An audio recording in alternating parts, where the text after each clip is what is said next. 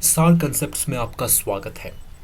पिछले वीडियो में हमने एरिस्टोटल के टीरियोलॉजिकल व्यू को जाना और हमने देखा कि एरिस्टोटल अपने इस टीरियोलॉजिकल व्यू को व्यक्ति के संदर्भ में भी अप्लाई करते हैं और कहते हैं कि यदि हमें मनुष्य को समझना है तो हमें उनके फाइनल काउज को समझना होगा।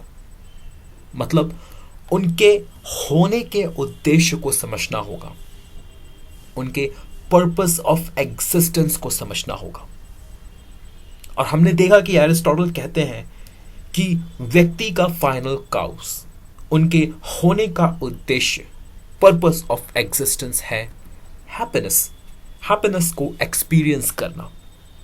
फिर हमने देखा कि एरिस्टोटल कहते हैं कि हैप्पीनेस कोई फीलिंग या कोई इमोशन नहीं बल्कि एक एक्टिविटी है, एक गतिविधि, एक ऐसी एक्टिविटी जिसे परफॉर्म करने के लिए प्रकृति ने, नेचर ने हमें खास तौर पर बनाया है। और यदि हम अपने इस एक्टिविटी को, इस गतिविधि को परफॉर्म करें, अच्छे तरीके से करें, तो हम हैप्पीनेस को एक्सपीरियंस कर पाएंगे। तो इस वीडियो में हम जानने की कोशिश करेंगे कि ये कौन सी एक्टिविटी है जिसके बारे में एरिस्टोटल बात कर रहे हैं। इस एक्टिविटी को समझने की कोशिश हम इस वीडियो में करने जा रहे हैं, जो हमारे लिए बहुत ही इंपॉर्टेंट है। एरिस्टोटल के फिलॉसफी को समझने के लिए इस एक्टिविटी को समझना बहुत इंपॉर्टेंट है।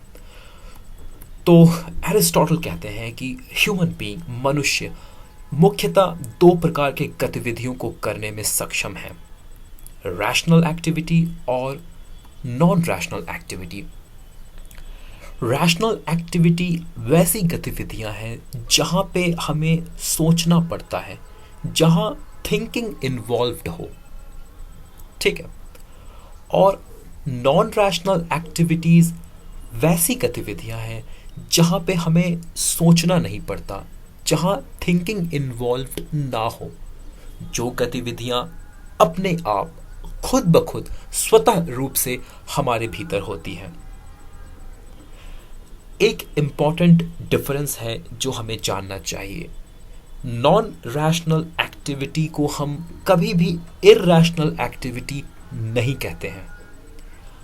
इरैशनल एक्टिविटी का अर्थ वैसी गतिविधियों से है जिन्हें बिना किसी मतलब के, बिना किसी अर्थ के किया जाए, जो अर्थहीन हो। लेकिन नॉन रैशनल एक्टिविटीज अर्थहीन नहीं होती। फर्क बस इतना है कि इन एक्टिविटीज को हम स्वतः करते हैं, खुद ब खुद, अपने आप ये एक्टिविटीज होती हैं। इन्हें करने के लिए हमें सोचना नहीं पड़ता, ठीक है। तो एरिस्टोटल नॉन रैशनल एक्टिविटीज को फिर से दो कैटेगरीज में डिवाइड करेंगे, वेजिटेटिव एंड न्यूट्रिटिव एक्टिविटी और appetite and desires. Non rational activities को एरिस्टोटल इन दो कैटेगरीज में डिवाइड करते हैं। वेजिटेटिव एंड न्यूट्रिटिव एक्टिविटीज वैसी गतिविधियां जो हमारे शरीर के भीतर स्वतः हो रही हों, हमारे शरीर को जीवित रखने के लिए। दैट मीन्स हमारे बॉडी को अलाइव रखने के लिए, हमारे शरीर को जीवित रखने के लिए कुछ गतिविधियां स्वतः रूप से शरीर के भीतर होती रहती हैं, जैसे शरीर का बढ़ना, नई नई कोशिकाओं का निर्माण होना, प्रजनन, रिप्रोडक्शन और डाइजेशन, पाचन क्रिया इत्यादि। ऐसी गतिविधियां हमारे शरीर के भीतर स्वतः होती रहती हैं, हमारे शरीर को जीवित रखने के लिए। इन एक्टिविटीज को हम दूसरे प्लांट्स के साथ भी शेयर करते हैं। कहने का मतलब है कि प्लांट्स भी इन एक्टिविटीज को परफॉर्म करती हैं, ठीक है। एक व्यक्ति जो ब्रेन डेड हो या जो कोमा में हो, वो व्यक्ति जीवित तो है लेकिन सिर्फ अपने वेजिटेटिव फंक्शंस को ही परफॉर्म कर पा रहा है, ठीक है। तो ये था वेजिटेटिव एंड न्यूट्रिटिव एक्टिविटी। यहाँ गौर करने वाली बात यह है कि इन एक्टिविटीज को हम प्लांट्स के साथ शेयर करते हैं, प्लांट्स भी इन एक्टिविटीज को परफॉर्म करती हैं, okay. Now appetite and desires, ये दूसरी तरह की एक्टिविटीज है जो नॉन रैशनल है। एरिस्टोटल कहते हैं इच्छाएं और कामनाएं। हमारी इच्छाएं, हमारी कामनाएं, हमारे डिज़ायर्स ये अनंत होती हैं, इनका कोई अंत नहीं होता। लेकिन हमारी इच्छाएं आती कहाँ से हैं?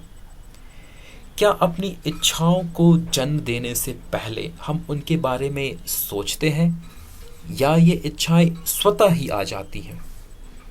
जैसे कि भूख, प्यास, ये हमारी इच्छाएं हैं। क्या हम कभी सोचते हैं कि इस वक्त हमें भूख लगे तो हमें भूख लगता है, या इस वक्त हमें प्यास लगे तो हमें प्यास लगता है? शायद नहीं। एक एग्जाम्पल लेते हैं हम।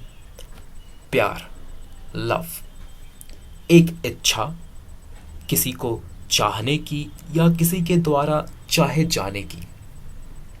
यदि एक लड़का कहता है कि yesterday I fail in love with her, कल मुझे उससे प्यार हो गया, तो क्या उस लड़के ने पहले से सोच रखा था कि फलाने दिन फलानी जगह इस वक्त इस व्यक्ति के साथ मुझे प्यार होगा? बिल्कुल भी नहीं। कुछ ऐसा ही लॉजिक और तर्क हम इस्तेमाल कर सकते हैं अपने भूख, प्यास, प्लेजर, इन सारे डिज़ायर्स को एक्सप्लेन करने के लिए। तो हम कह सकते हैं कि हमारी डिज़ायर्स, हमारी इच्छाएं, इनका जो स्रोत है ये हमारे सोच पे निर्भर नहीं करता, ये खुद ब खुद स्वतः होती है। हाँ, एक इम्पॉर्टेंट बात, जब हमारी डिज़ायर्स का जन्म हो जाता है, जब हमारे अंदर इच्छाएं आ जाती हैं, इच्छाओं का जब आना शुरू हो जाता है, उसके बाद हम उनके बारे में सोचते हैं।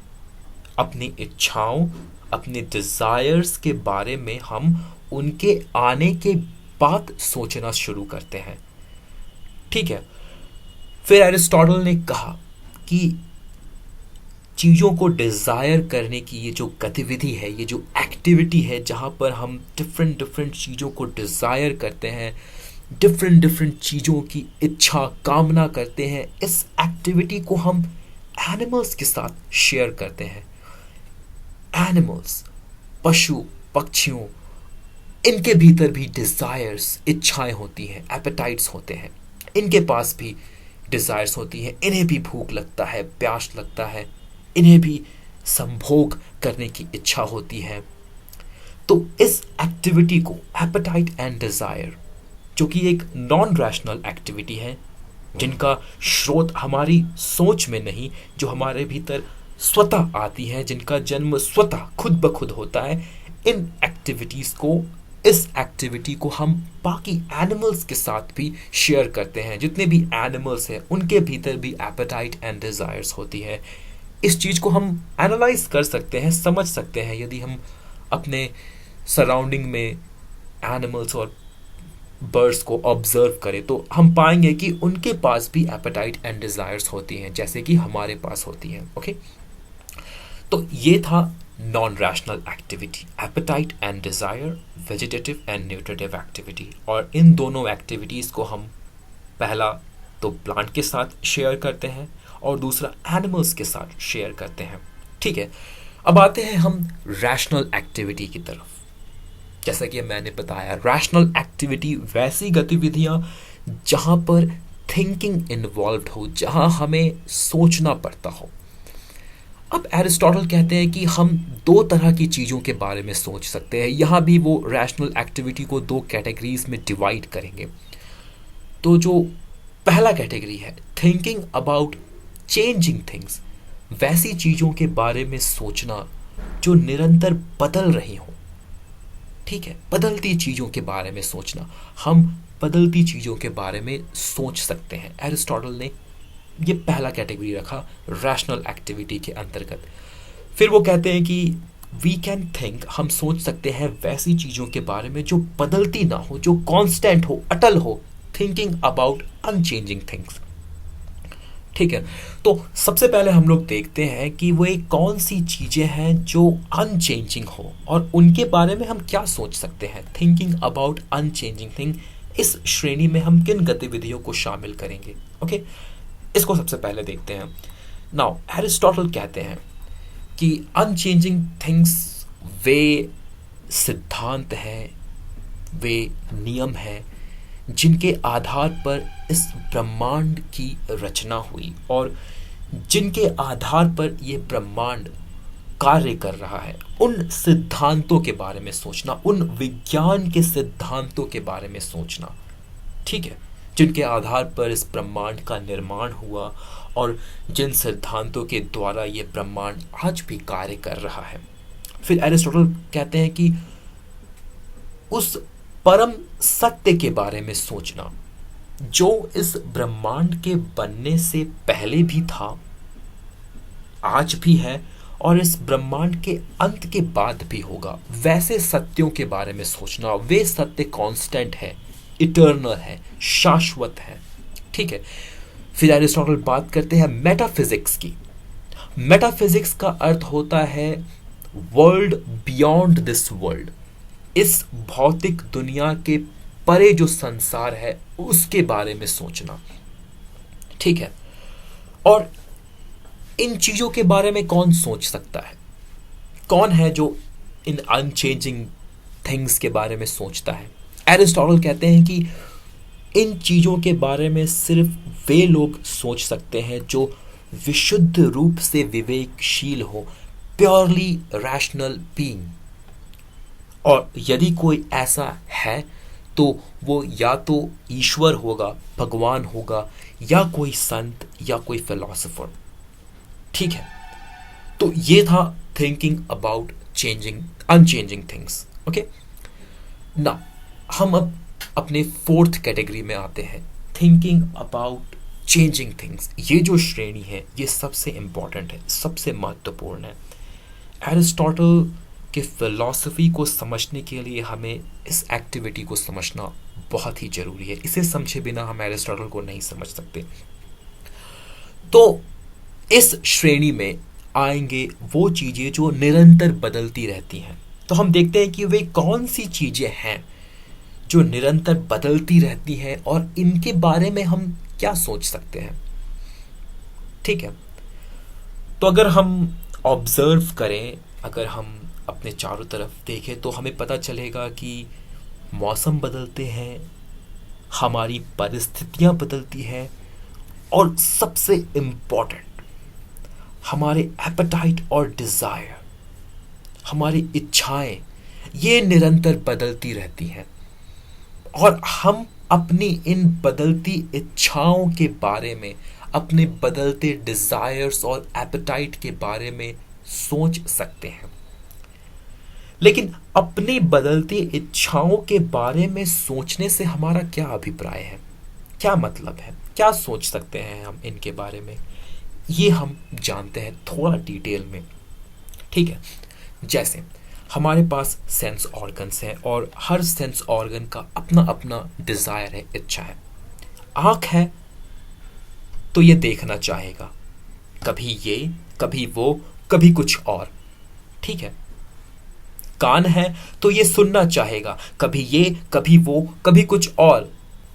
अपने मुख से कभी हम ये बोलना चाहेंगे, कभी वो, कभी कुछ और, ठीक है।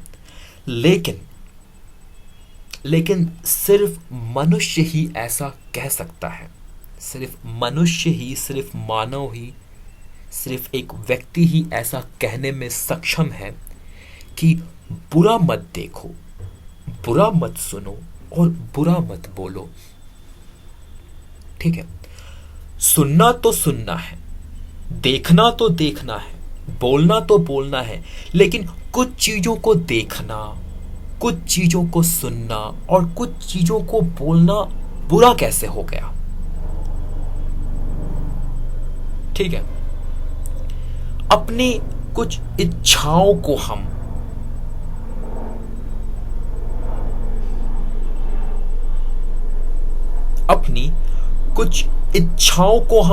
अच्छी इच्छाओं की श्रेणी में और कुछ इच्छाओं को बुरी इच्छाओं की श्रेणी में हमने कैसे डाल दिया, ये विभाजन हमने कैसे किया? उत्तर है अपने इन्हीं बदलती इच्छाओं के बारे में सोचकर। क्योंकि हम अपनी इच्छाओं के बारे में सोचने में सक्षम हैं, इसलिए हम इन श्रेणियों का निर्माण करते हैं, अच्छी और बुरी, और अपने किसी इच्छाओं को अच्छी इच्छाओं की श्रेणी में डालते हैं और कुछ इच्छाओं को बुरी इच्छाओं की श्रेणी में डालते हैं, सिर्फ इसलिए क्योंकि हम अपने इन्हीं बदलती इच्छाओं के बारे में सोचने में सक्षम है। और ये जो क्षमता है अपनी बदलती इच्छाओं के बारे में सोचने की, ये जो क्षमता है, ये सिर्फ और सिर्फ मनुष्य के पास है, यूनिकली ह्यूमन एरिस्टोटल कहते हैं, और कोई प्राणी ऐसा करने में सक्षम नहीं है। ठीक है, अपनी इच्छाओं के बारे में सोचने में और कोई प्राणी सक्षम नहीं है मनुष्य के अलावा। और ये बहुत ही इंपॉर्टेंट है एरिस्टोटल के लिए।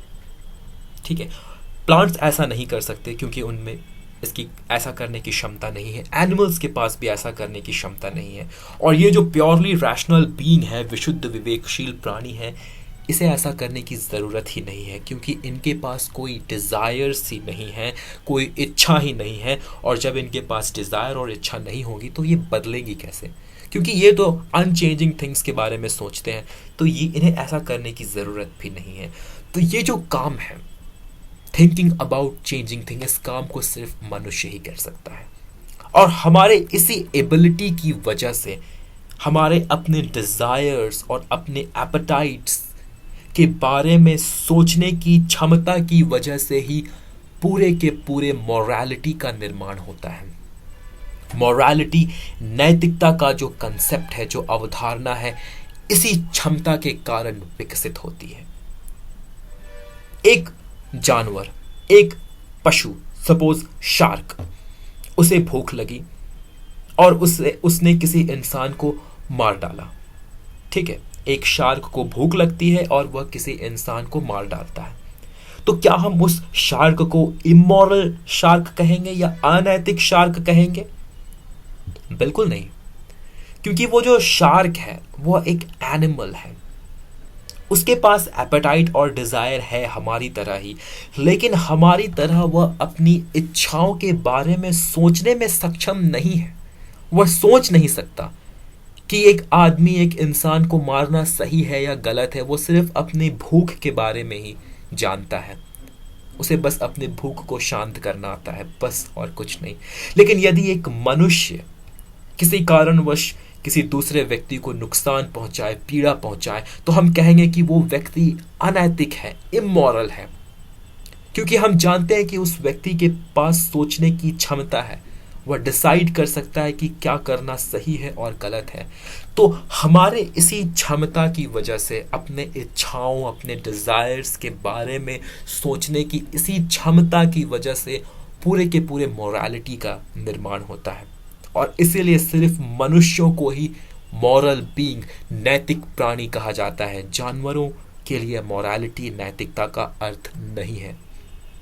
ठीक है, तो ये था हमारा 4 एक्टिविटीज। तो हमने देखा कि हैप्पीनेस की एरिस्टोटल बात करते हैं और कहते हैं कि हैप्पीनेस एक एक्टिविटी है, एक गतिविधि है, और ना ही सिर्फ एक एक्टिविटी, एक हाईएस्ट एक्टिविटी, इसे भी हमने देखा। तो जब हम हाईएस्ट एक्टिविटी की बात कर रहे हैं तो हम एक्टिविटीज को रैंक करने की बात कर रहे हैं।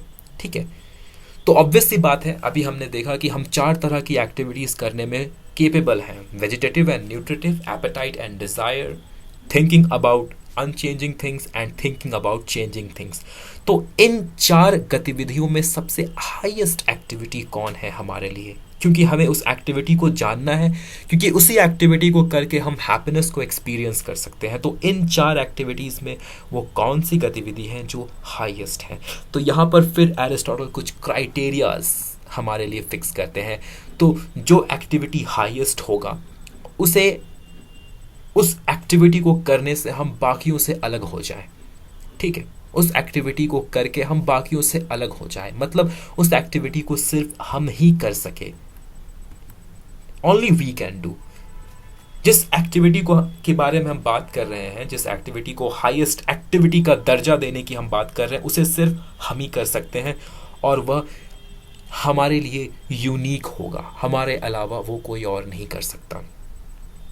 ठीक है, तो अगर हम इन 4 एक्टिविटीज को देखें, फिर से एनालाइज करें तो हम पाएंगे कि इन चारों में से सिर्फ एक एक्टिविटी ऐसा है जो हमारे लिए यूनिक है, जिसे सिर्फ हम कर सकते हैं। और मुझे लगता है कि आपको उस एक्टिविटी के बारे में पता है। हाँ, आप बिल्कुल सही हैं। वो एक्टिविटी है थिंकिंग अबाउट चेंजिंग थिंग्स, बदलती चीज़ों के बारे में सोचना। ठीक है, ये जो एक्टिविटी है ये ना प्लांट्स कर सकता है ना एनिमल, और जो प्योरली रैशनल बीइंग है उसे इस एक्टिविटी को करने की ज़रूरत नहीं है। इसलिए ये जो एक्टिविटी है ये सिर्फ और सिर्फ मनुष्य ही कर सकता है, ह्यूमन बीइंग। ठीक है, और इस एक्टिविटी को हम एक और नाम दे सकते हैं, रैशनल एक्टिविटी कह सकते हैं। रैशनल एक्टिविटी जहाँ पर सोचना इन्वॉल्व हो, और यहाँ पर हम सोचने की बात कर रहे हैं, अपने बदलती इच्छाओं के बारे में सोचने की बात कर रहे हैं। और यदि हम इस एक्टिविटी को करें तो हम अपने टेलोस को, अपने फाइनल काउस को फुलफिल कर पाएंगे। और जैसा कि एरिस्टोटल ने कहा, जब हम अपने टेलोस को अचीव करते हैं, अपने फाइनल काउस को फुलफिल करते हैं, अपने पर्पस को अचीव करते हैं, तो हम हैप्पीनेस को एक्सपीरियंस करेंगे। तो कितनी खूबसूरती से एरिस्टोटल ने हैप्पीनेस को रैशनल एक्टिविटी से कनेक्ट किया और फिर रैशनल एक्टिविटी को हैप्पीनेस से कनेक्ट किया। तो ये था एरिस्टोटल का पूरा कंसेप्ट हैप्पीनेस से रिलेटेड। ठीक है, उम्मीद है आपको ये कंसेप्ट समझ में आया होगा। तो अब हम चीज़ों को समराइज करते हैं और देखते हैं कि एरिस्टोटल के अनुसार जो हमारा फाइनल काउस है, जो हमारा टेलोस है, हमारा यूनिक कैपेबिलिटी है, वो क्या है? लोगोस। मैं आपको बताना चाहूँ कि एरिस्टोटल अपनी बुक पॉलिटिक्स में, निकोमेकियन एथिक्स में लोगोस शब्द का प्रयोग करते हैं, लोगोस। और लोगोस को दो तरह से ट्रांसलेट किया जा सकता है। एक तो इसका अर्थ होता है स्पीच और दूसरा इसका अर्थ होता है रीज़न। अब ये दोनों जो शब्द है, दोनों जो ट्रांसलेशन है लोगोस के, ये हमारे लिए इम्पॉर्टेंट है। एरिस्टोटल कहते हैं कि रीज़न की जो कैपेबिलिटी है वो सिर्फ और सिर्फ मनुष्यों के पास है। इसी तरह स्पीच, लैंग्वेज की जो कैपेबिलिटी है वो भी सिर्फ मनुष्य के पास है। नेचर ने, प्रकृति ने सिर्फ मनुष्यों को ही स्पीच दिया। एनिमल्स साउंड प्रोड्यूस कर सकते हैं, ठीक है, वो आपस में कुछ साउंड्स के थ्रू थोड़ा बहुत कम्युनिकेट कर सकते हैं, लेकिन उनके पास लैंग्वेज नहीं है, स्पीच नहीं है। और प्रकृति ने सिर्फ मनुष्य को ही स्पीच इसलिए दिया क्योंकि अपने इस स्पीच का, इस लैंग्वेज का यूज़ करके हम रीज़न को यूज़ कर सकते हैं। बिना स्पीच के हम अपने रीज़न को यूज़ नहीं कर पाएंगे। तो इसलिए एरिस्टोटल कहते हैं कि हमारा जो यूनिक कैपेबिलिटी है वो है लोगोस, और इस लोगोस को यूज़ करना, अपने स्पीच और रीज़न को यूज़ करना, ये हमारा टेलोस है, हमारा फाइनल काउस है। मतलब रैशनैलिटी, रैशनैलिटी हमारा फाइनल काउस है, हमारा पर्पस है, हमारे होने का उद्देश्य है। और जैसा कि मैंने आपको बताया कि रैशनैलिटी एक एक्टिविटी है, एक गतिविधि है। अपने विवेक का यूज़ करना, स्पीच का यूज़ करना, अपने लोगोस का इस्तेमाल करना, ये एक एक्टिविटी है, एक गतिविधि है। ये कोई इमोशन या कोई फीलिंग नहीं है, ये कोई ज्ञान, ये एक एक्टिविटी है। और एरिस्टोटल कहते हैं कि अगर कोई एक्टिविटी है, कोई गतिविधि है, तो हमें उसको परफॉर्म करना है एक्सेलेंस के साथ, बेहतरीन तरीके से उसे परफॉर्म करना है। तो रैशनैलिटी अगर एक गतिविधि है तो हम इस गतिविधि को बेस्ट तरीके से परफॉर्म करेंगे। ठीक है, बेस्ट तरीके से हम इसे परफॉर्म करेंगे, एक्सेलेंस के साथ परफॉर्म करेंगे। और जब हम अपने इस एक्टिविटी को, अपने इस रैशनैलिटी को एक्सेलेंस के साथ परफॉर्म करते हैं, बेस्ट तरीके के साथ परफॉर्म करते हैं, उत्कृष्टता के साथ परफॉर्म करते हैं, तो हमारे भीतर विकसित होता है वर्च्यू, सद्गुण। ठीक है, तो वर्च्यू का अर्थ यही है, अपने इस एक्टिविटी को परफॉर्म करना एक्सीलेंस के साथ। तो कितनी खूबसूरती से एरिस्टोटल ने हैप्पीनेस को कनेक्ट किया रैशनैलिटी से, और अब रैशनैलिटी को कनेक्ट करते हैं वर्च्यू के साथ। तो एक के साथ एक कड़ियां जुड़ती जा रही हैं। एरिस्टोटल का ये जो पूरा कंसेप्ट है, आप देखोगे कड़ियां जुड़ती जा रही है। फाइनल काउस के बाद हैप्पीनेस आया, हैप्पीनेस के बाद वो रैशनैलिटी को लाए, और अब वर्च्यू को लाते हैं। कहते हैं कि रैशनैलिटी एक एक्टिविटी है और इसे अगर हम परफॉर्म करते हैं एक्सीलेंस के साथ, तो वर्च्यू, सद्गुण का विकास होगा। अब हम देखते हैं एरिस्टोटल के अकॉर्डिंग वर्च्यू क्या है। सिंपल तरीके से वो वर्च्यू को समझाते हैं। वो कहते हैं कि वर्च्यू का मतलब है एक्सीलेंस, उत्कृष्टता, किसी चीज को करना और बेहतरीन तरीके से करना, ये वर्च्यू है एरिस्टोटल के अनुसार। एक्टिविटी से जोड़कर वर्च्यू को समझते हैं एरिस्टोटल और हमें समझाते हैं। फिर एरिस्टोटल कहेंगे कि उनके अनुसार दो तरह के वर्च्यूज होते हैं। एक है मॉरल वर्च्यू जो कैरेक्टर से रिलेटेड है, और दूसरा है इंटेलेक्चुअल वर्च्यू जो हमारे थॉट और हमारे माइंड से रिलेटेड है। तो सबसे पहले हम देखते हैं कि मॉरल वर्च्यू क्या है। ठीक है, और मॉरल वर्च्यूज को एरिस्टोटल अपने सुप्रसिद्ध famous theory of golden mean से समझाते हैं। बहुत ही फेमस थ्योरी है एरिस्टोटल का ये, और हमें समझना इस थ्योरी को बहुत आवश्यक है। तो आइए समझते हैं एरिस्टोटल के थ्योरी ऑफ गोल्डन मीन को। एक एक्टिविटी, एक गतिविधि है, कोई भी एक एक्टिविटी, और हमें इस एक्टिविटी को परफॉर्म करना है। अगर कोई गतिविधि है तो हमें इस गतिविधि को परफॉर्म करना होगा, इस कार्य को करना होगा। और किसी भी एक्टिविटी को परफॉर्म करने के तीन तरीके हो सकते हैं एरिस्टोटल के अकॉर्डिंग। जो पहला तरीका है वह ये कि हम इस काम को बहुत कम करें, टू लिटिल, इस काम को हम बहुत कम मात्रा में करें, बहुत कम। और जो दूसरा तरीका है जस्ट इसका अपोजिट, इसका विपरीत, हम इस काम को बहुत अधिक करें, टू मच, एक्सेस में। और जो बीच का तरीका है वो ये है neither too little nor too much, ना बहुत कम और ना बहुत अधिक। तो एक गतिविधि को करने के तीन तरीके हो सकते हैं एरिस्टोटल के अनुसार, टू लिटिल, टू मच, या तो फिर बीच का रास्ता, neither too little nor too much. अब एरिस्टोटल कहते हैं कि यदि हम किसी काम को बहुत कम करें तो वो एक डेफिशिएंसी का सिचुएशन क्रिएट हो जाएगा, एक अभाव का सिचुएशन क्रिएट हो जाएगा। ठीक है, और ये जो अभाव का सिचुएशन है एरिस्टोटल के अकॉर्डिंग ये सिचुएशन दोषपूर्ण है। इसे वो एक वाइस कहते हैं, एक दोष कहते हैं। ठीक है, फिर एरिस्टोटल कहते हैं कि यदि हम किसी चीज को बहुत अधिक करें, बहुत अधिक, तो एक्सेस का सिचुएशन क्रिएट हो जाएगा, अति हो जाएगी। और किसी चीज को का अति करना, किसी चीज को एक्सेसिवली बहुत अधिक मात्रा में करना, ये भी सिचुएशन दोषपूर्ण है। और ऐसी अवस्था को भी एरिस्टोटल दोष मानते हैं। तो एरिस्टोटल के अकॉर्डिंग जो बेस्ट सिचुएशन है वो ये कि जब हम किसी चीज को संतुलित मात्रा में करें, ठीक है, ना तो बहुत कम ना बहुत ज्यादा। और ये जो बीच का रास्ता है ये राइट है, ये मीन है, ये मध्यम मार्ग जो अपनाने की बात एरिस्टोटल कहते हैं। दो चरम रास्तों के बीच एक मध्यमता का रास्ता है, उसे अपनाने की बात करते हैं। और अगर हम इस मध्यमता के रास्ते को अपनाते हैं, इस मीन को अपनाते हैं, इस मीडियम वे को अपनाते हैं, वो बेस्ट होगा, वैसा करना बेस्ट है। और जब हम दो एक्सट्रीम बिहेवियर्स के बीच का मीन अपनाते हैं, उनका मध्य रास्ता अपनाते हैं, तब हमारे अंदर वर्च्यू का विकास होता है। तो वर्च्यू का मतलब है चीजों को संतुलित मात्रा में करना, ठीक है, बीच का रास्ता अपनाना। हर एक्टिविटी में ये बात लागू है। और एरिस्टोटल इसलिए कहते हैं कि every virtue is mean between two voices, दो दोषपूर्ण अवस्थाओं के बीच एक अवस्था होती है जो वर्च्यू कहलाती है।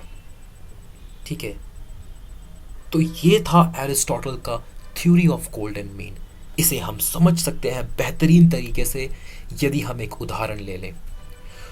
तो देखिए, नीचे जो टेबल मैंने बनाया है इसमें दो तरह की एक्टिविटी को मैंने शामिल किया है। पहला एक्टिविटी है अपने डर को कंट्रोल करने का, और इन्हीं एक्टिविटीज को समझाने के लिए मैंने इस ग्राफ को बनाया है।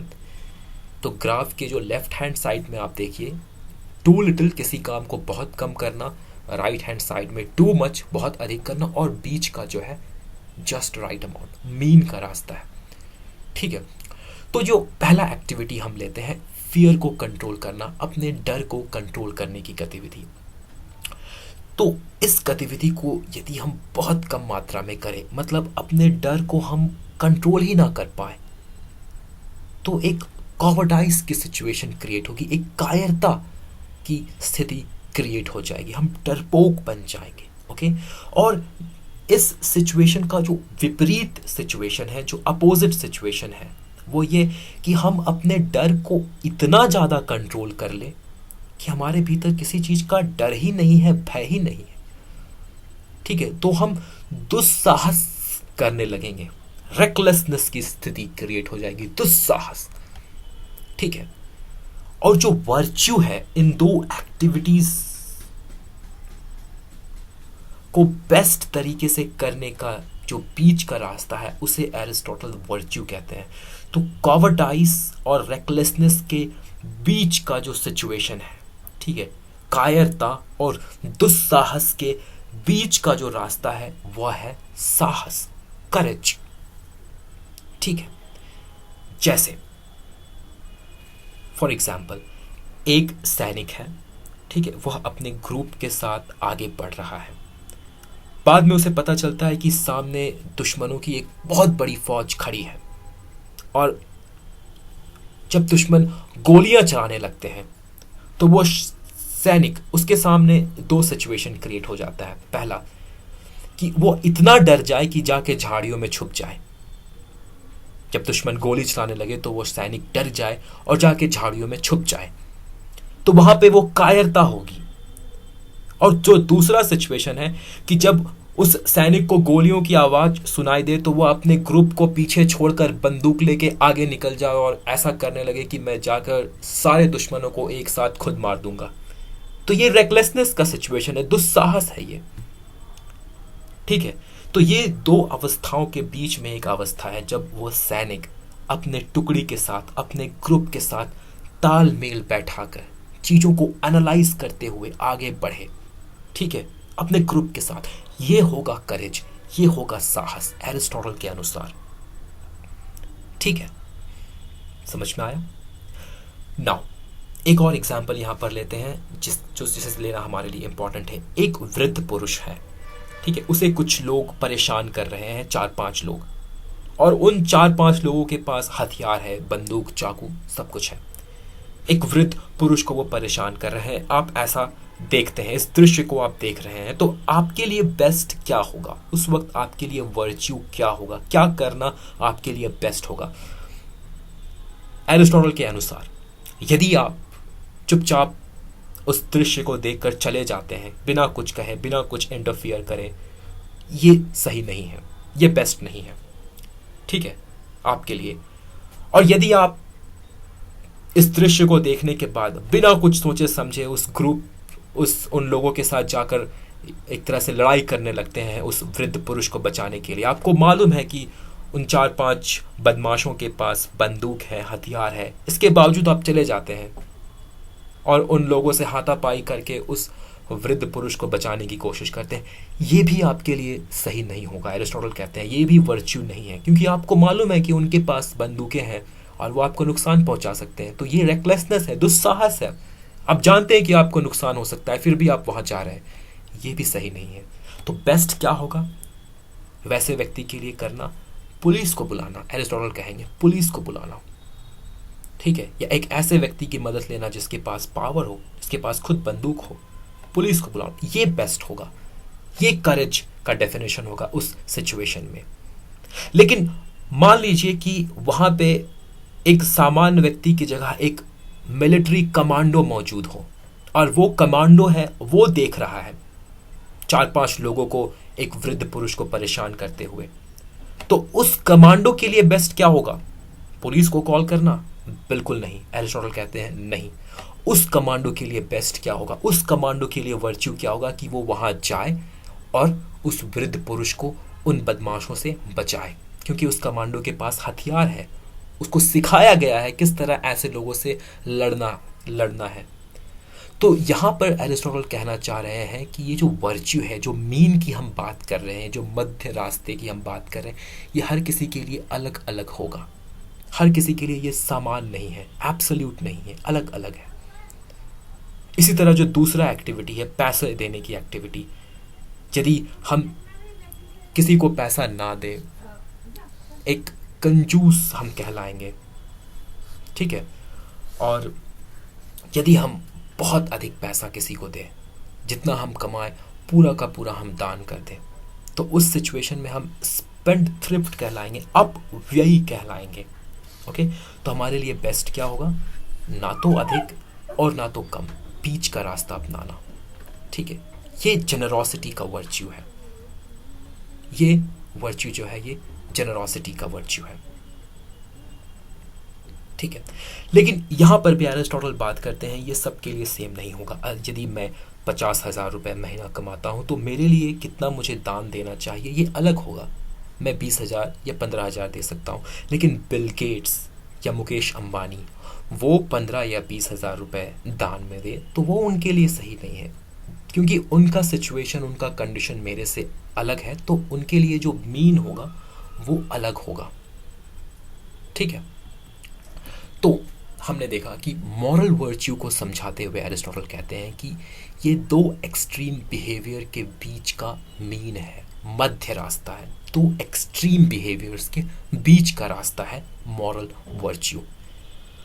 और क्योंकि ये बात बिहेवियर से रिलेटेड है, क्योंकि हमारे व्यवहार से ये बात रिलेटेड है, मॉरल वर्च्यू का संबंध हमारे व्यवहार से है, तो बीच का रास्ता अपनाने की ये जो प्रवृत्ति है, ये जो टेंडेंसी है, इसे हम विकसित कर सकते हैं ट्रेनिंग के माध्यम से। स्वतः हमारे भीतर यह ज्ञान नहीं आएगा कि किस सिचुएशन में हमें बीच का रास्ता अपनाना है। इस चीज़ों को हम स्वतः नहीं सीखेंगे, इसके लिए हमें ट्रेनिंग की ज़रूरत पड़ेगी। और जब हम इस ट्रेनिंग के प्रोसेस से गुजरेंगे तो फिर हम इसे एक हैबिट के रूप में डेवलप कर पाएंगे, ठीक है। तो मॉरल वर्च्यू दो एक्सट्रीम बिहेवियर के बीच का मीन है, मध्य है, और क्योंकि ये बिहेवियर है इसीलिए हमें ऐसा बिहेव करने के लिए अपने आप को ट्रेन करना होगा, एक हैबिट की तरह ऐसी प्रवृत्ति को विकसित करना होगा कि हम दो एक्सट्रीम बिहेवियर के बीच के रास्ते को अपनाएं, ठीक है। फिर एरिस्टोटल एक और इम्पॉर्टेंट बात कहते हैं मॉरल वर्च्यू से रिलेटेड। वो कहते हैं कि मॉरल वर्च्यू क्या नहीं है। तो ये जो मीन का जो बात है ये क्या है और क्या नहीं है, जैसे कि मैंने आपको बताया, ये जो मीन है, ये जो मध्य रास्ता है, ये एब्सोल्यूट नहीं है, रिलेटिव है। हर व्यक्ति के लिए ये मीन अलग अलग होगा, मेरे लिए अलग, किसी और के लिए अलग, ठीक है। हमारे सिचुएशन के अकॉर्डिंग हम डिसाइड करेंगे कि हमारे लिए ये बीच का रास्ता क्या होगा। हर किसी के लिए ये सेम नहीं है। फिर एरिस्टोटल कहते हैं कि ये जो मीन की जो बात कर रहे हैं वो मीडियोक्रिटी नहीं है कि थोड़ा सा इधर ले लिए, थोड़ा सा उधर का ले लिए और हम बीच का रास्ता अपना लिए। नहीं, मीडियोक्रिटी को हम हमेशा समझते हैं एवरेज की तरह समझते हैं। अगर कोई विद्यार्थी पढ़ाई में मीडियोकर है तो हम करेंगे कि वो बहुत अच्छा भी नहीं है और बहुत ख़राब भी नहीं है। ऐसा नहीं है। मॉरल वर्च्यूज़ मीडियोक्रिटी नहीं है, मॉरल वर्च्यूज़ खुद में सुप्रीम है। बीच का रास्ता अपने आप में उत्कृष्ट है। जो दो एक्सट्रीम्स हैं वो उत्कृष्ट नहीं है, ठीक है। तो मॉरल वर्च्यूज़ को हम कभी मीडियोक्रिटी नहीं कहेंगे कि ना तो ज़्यादा अच्छा ना तो ज़्यादा खराब, नहीं, बीच का रास्ता सर्वोत्तम रास्ता है, बेस्ट है, ठीक है। और जो सबसे इम्पॉर्टेंट बात एरिस्टोटल कहते हैं कि ये जो थ्योरी है, थ्योरी ऑफ गोल्डन मीन, इसे हम हर जगह अप्लाई नहीं कर सकते, हर एक्टिविटी में हम इस चीज़ को अप्लाई नहीं कर सकते। एरिस्टोटल इस बात को मानते हैं। कुछ एक्टिविटीज़ हैं जिन्हें करने का सिर्फ और सिर्फ एक ही तरीका है और बस वही तरीका है, वहाँ पर कोई बीच का रास्ता नहीं है, जैसे स्टीलिंग और मर्डर। यहाँ पे ये जो थ्योरी है वो अप्लाई नहीं होता। हम कभी ये नहीं कहेंगे कि हम सही जगह पर, सही समय में, सही मात्रा में हम किसी चीज़ की चोरी करें, ठीक है। Stealing something somewhere, right place right amount, गलत। कुछ एक्टिविटीज़ में ये मॉरल थ्योरी, एरिस्टोटल की theory of golden mean apply नहीं होते। क्राइम के केस में, स्टीलिंग के केस में, इन सब सिचुएशंस में ये अप्लाई नहीं होती। एरिस्टोटल इस बात को एक्सेप्ट करते हैं, ओके। तो ये था एरिस्टोटल का मॉरल वर्च्यू। और जैसा हमने देखा कि एरिस्टोटल इंटेलेक्चुअल वर्च्यू की भी बात करते हैं, और यहाँ पर हमारे लिए ये समझना बहुत ही महत्वपूर्ण है कि इंटेलेक्चुअल वर्च्यू मॉरल वर्च्यू से अलग कैसे है। ये जानना हमारे लिए बहुत इंपॉर्टेंट है। दोनों के बीच के डिफरेंस को समझना हमारे लिए बहुत इंपॉर्टेंट है। तो इंटेलेक्चुअल वर्च्यू माइंड और थॉट से रिलेटेड है। It is related to mind और थॉट, हमारे मन और विचारों से ये रिलेटेड है। ठीक है, दैट मीन्स कि हम कह सकते हैं कि इंटेलेक्चुअल वर्च्यू नॉलेज से रिलेटेड है, मॉरल वर्च्यू बिहेवियर से रिलेटेड था, इंटेलेक्चुअल वर्च्यू नॉलेज से रिलेटेड है। और जब हम नॉलेज की बात करते हैं तो नॉलेज को हम ट्रेनिंग से नहीं सीख सकते। नॉलेज के लिए हमें टीचिंग की ज़रूरत है। हम पढ़कर, ठीक है, अध्ययन करके हम इन वर्च्यूज़ को हासिल कर सकते हैं, इंटेलेक्चुअल वर्च्यूज़ को। सो इंटेलेक्चुअल वर्च्यूज़ को हम ट्रेनिंग के माध्यम से नहीं, टीचिंग के माध्यम से सीखते हैं। ठीक है, ये डिफरेंस है इंटेलेक्चुअल और मॉरल वर्च्यू के बीच में। और क्योंकि इंटेलेक्चुअल वर्च्यू नॉलेज से रिलेटेड है, और हमने देखा कि नॉलेज को एरिस्टोटल 3 कैटेगरी में डिवाइड करते हैं, तो इंटेलेक्चुअल वर्च्यू को भी वो 2 कैटेगरी में विभाजित करेंगे। ऐसा इंटेलेक्चुअल वर्च्यू जो प्रैक्टिकल और प्रोडक्टिव नॉलेज से रिलेटेड हो, और वे इंटेलेक्चुअल वर्च्यूज जो थ्योरेटिकल नॉलेज से रिलेटेड हो। तो एरिस्टोटल कुल मिलाकर 5 इंटेलेक्चुअल वर्च्यू की बात करेंगे। उनमें से जो 2 इंटेलेक्चुअल वर्च्यू है वो प्रैक्टिकल और प्रोडक्टिव नॉलेज से रिलेटेड है। ठीक है, टेक्ने एंड फ्रोनीसिस, ये जो 2 इंटेलेक्चुअल वर्च्यू है ये प्रैक्टिकल एंड प्रोडक्टिव नॉलेज से रिलेटेड है। और जो 3 इंटेलेक्चुअल वर्च्यूज है, नूस, ठीक है, एपिस्टिमे और सोफिया, ये थ्योरेटिकल नॉलेज से रिलेटेड है। तो ये 5 तरह के इंटेलेक्चुअल वर्च्यूज हैं। इन इंटेलेक्चुअल वर्च्यूज को हमें डिटेल में समझने की ज़रूरत नहीं है, बस हम इतना जान लें कि प्रैक्टिकल इंटेलेक्चुअल वर्च्यू का इस्तेमाल पॉलिटिक्स में होगा। ठीक है, इसलिए टेक्ने और फ्रोनेसिस की ज़रूरत हमें पॉलिटिक्स में पड़ सकती है, लेकिन नूज, एपिस्टिमे और सोफिया, इसकी ज़रूरत हमें पॉलिटिक्स में नहीं पड़ेगी। तो बस हमें इन 5 इंटेलेक्चुअल वर्च्यूज़ का नाम याद रखना है और ये जानना है कि कौन सा इंटेलेक्चुअल वर्च्यू प्रैक्टिकल और प्रोडक्टिव नॉलेज में एप्लीकेबल है, टेक्ने एंड फ्रोनेसिस, और इंटेलेक्चुअल वर्च्यू किस तरह से मॉरल वर्च्यू से डिफरेंट है। तो ये था एरिस्टोटल का पूरा मॉरल फिलॉसफी। हमने देखा कि एरिस्टोटल किस तरह थ्योरी ऑफ 4 काउसेस की बात करते हैं, फिर ह्यूमन बीइंग के कॉन्टेक्स्ट में वो 4 काउसेस अप्लाई करते हैं और कहते हैं कि हमारा फाइनल काउस है हैप्पीनेस को एक्सपीरियंस करना। फिर एरिस्टोटल हैप्पीनेस को डिफाइन करते हैं एक एक्टिविटी के थ्रू। वो कहते हैं कि हैप्पीनेस का अर्थ एक गतिविधि से है। फिर एरिस्टोटल बताते हैं कि ह्यूमन बीइंग किन 4 गतिविधियों को करने में सक्षम है, और इन 4 गतिविधियों में जो सबसे सर्वोच्च गतिविधि है, जो हाईएस्ट गतिविधि है, वह यह है कि हम अपनी बदलती इच्छाओं के बारे में सोच सकते हैं, जिसे एरिस्टोटल रैशनल एक्टिविटी कहते हैं। फिर एरिस्टोटल कहते हैं कि अपने इस रैशनल एक्टिविटी को हमें करना है, बेस्ट तरीके से करना है, एक्सीलेंस के साथ करना है। और जब हम अपने इस रैशनल एक्टिविटी को बेस्ट तरीके से करते हैं तो हम में वर्च्यू का विकास होता है, तब हमारे भीतर सद्गुण आता है, वर्च्यू आता है। फिर एरिस्टोटल वर्च्यू को 2 पार्ट में डिवाइड करते हैं, moral virtue, intellectual virtue. Moral virtue जो हमारे बिहेवियर से रिलेटेड है, इंटेलेक्चुअल वर्च्यू जो हमारे माइंड, थॉट या नॉलेज से रिलेटेड है। मॉरल वर्च्यू को समझाने के लिए Aristotle theory of golden mean का इस्तेमाल करते हैं। वह कहते हैं कि किसी भी कार्य को करने के लिए 3 तरीके हो सकते हैं, बहुत कम, बहुत अधिक या बीच का रास्ता। मतलब जो मॉरल वर्च्यू है वो 2 एक्सट्रीम बिहेवियर के बीच का रास्ता है। ठीक है, और फिर एरिस्टोटल इंटेलेक्चुअल वर्च्यू की बात करते हैं।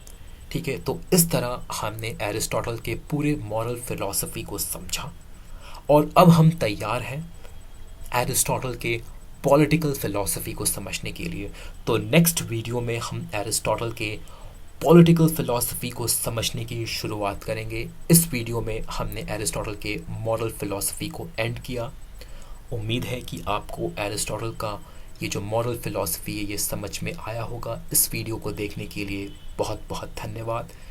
मिलते हैं नेक्स्ट वीडियो में, तब तक के लिए थैंक यू, धन्यवाद।